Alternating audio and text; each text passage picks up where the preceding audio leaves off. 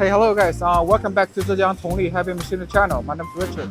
So today we are inside our heavy machinery workshop, and in this episode, I'm going to introduce about one of our iconic products, which is the bar mills. So the bar mills is used in different industries, and our most iconic products are our cement bar mills, and we also offers a lot of other kind of bar mills like gypsum bar mills, slag bar mills, and limestone bar. So on the back you can see these are two bar mills that is for an Indian customer. So as for the structure, you can see this is a central drive bar mills. We offer two type of bar mills. We have a central drive bar mills and also edge drive bar mills according to customers' requirement. Usually small bar mills less than 3.2 meters in diameter, those are edge drives. And then for bar mills that are greater than 3.2 meters, usually it is central drive.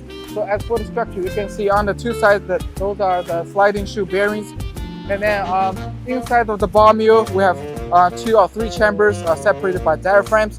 And then in our next video, we will introduce in details about our bar mill structure. So thank you guys. I will see you in the next video.